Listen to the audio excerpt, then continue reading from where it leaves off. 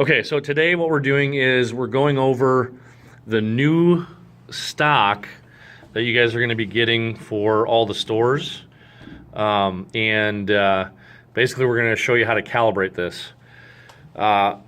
If you do these first steps correctly the first time, generally this thing should calibrate itself how it needs to be, right? Right. So from here, Jim's going to kind of show you and go through the whole steps of, getting this thing set up for the first time with the new stock. So go ahead. New stock. Set it on the stock holder. Push this guide in. That helps keep the stock to the inside of the machine. And then you feed this underneath this roller. You can lift it up if you want to help. And then get it underneath the roller inside there. And push it in. Sometimes you gotta bend it a little to get it up. There we go.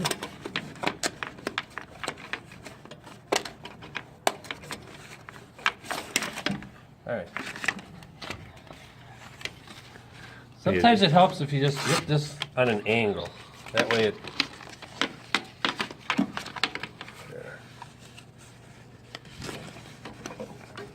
There we go. For some reason, it just slides up in there nicer. And once you get that in there, make sure this guide here is... You're going to push that down first. Oh, yeah. There we go. It's up against the new stock, like that. So this guide is really important. This is an important one because it keeps it to the inside of the machine where the sensor is. And if you look in there, you'll see that little red kind of little hash mark there.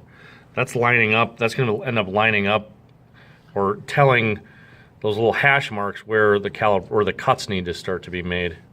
Correct. As it comes through. So making sure this gets into place, and then actually screwing it down with this set screw right here is key. I mean, some people will push that over, they'll forget to screw this down and in place. That'll start to slide out, and then you'll get issues with it coming out of calibration. So getting all this set up correctly right out of the gates is key for it to just really calibrating itself. It is, yep. You do all this right, and the chances are you're going to close that platen, and it's just going to calibrate. Yep. All right.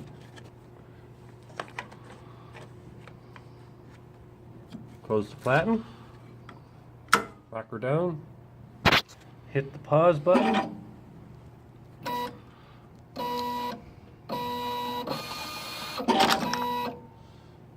And that is all you should have to do. To verify it, hit the feed. I would hit it twice. Make sure the cuts are correct. Second one is always correct. That's why I say do it twice. Yep. So when it's coming through here, like you see this first one is off a smidge. Right. And then the second one, like it's auto correcting itself as you get more coming through. Yes. So if you want, you could do a couple more just to double check it. And we're on. Yeah. So if it's not calibrating itself correctly, go back through those first steps, make sure all that is correct and seated correctly. Right? Right. Make sure make sure first you have the correct new stock. Make sure that, again, this is pushed in and seated so it's staying to the inside of the machine. Make sure you got this guide in place. Make sure that you've screwed that down, because you're gonna have to do this every time you change stock anyways.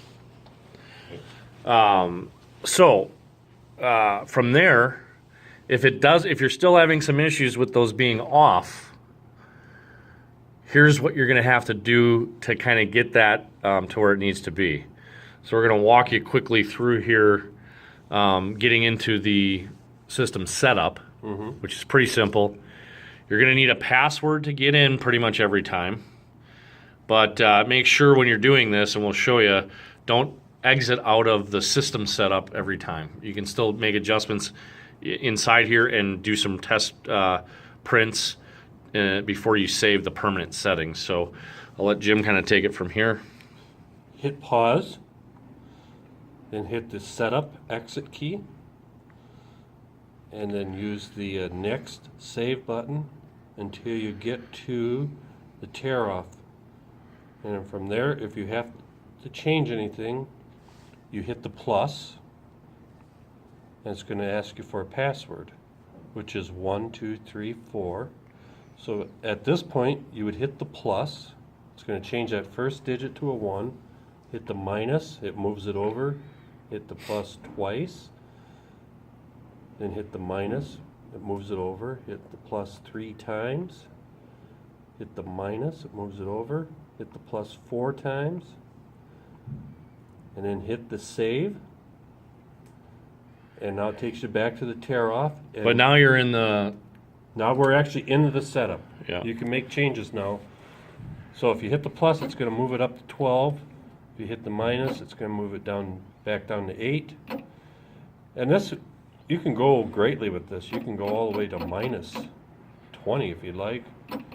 But you should never have to go that far.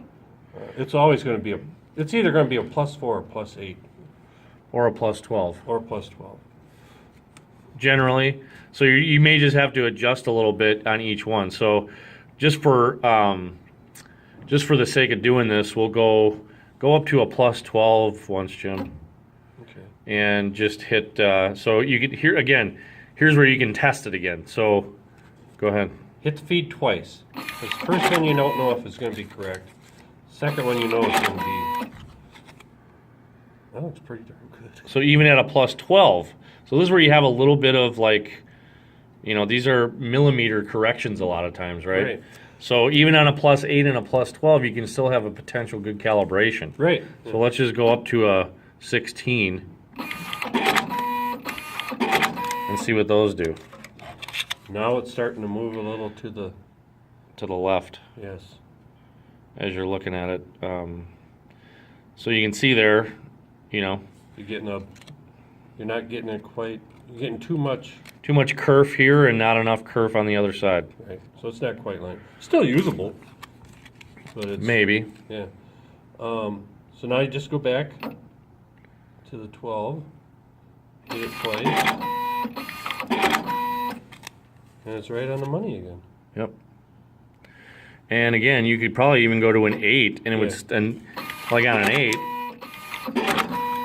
that's probably still acceptable. Maybe not. You see how it's going off a little bit? Right. So I like 12 on this one. yeah. I don't know why it changed, but it did. So there you go. So really, all you have to do is kind of go up 1 or 2 and just kind of line it back up to where Right. it looks the best. Yeah. And if it comes out of calibration like that, or something's like, you know, go ahead. If it's too far out, go back and make sure you got the platen roller clean, because these things will slip, You know, and then that's why it gets off, because they're slipping. And then, because they're almost always going to be 8 or 12 or 4. You know, that's the way it is. Now, once you got it set to where you want it, hit the exit, the setup exit, and then hit the next save button, and it'll save it permanently, and you're all done. and if you do this and you didn't get your settings where you wanted them, you're gonna have to go back in, put the password in, and do all that stuff. So make all your adjustments before you permanently save, like we just did. And then hit the pause button. That takes the pause off. So your pause off. Now you're back to ready. And you're right on the money. And you're right on the money.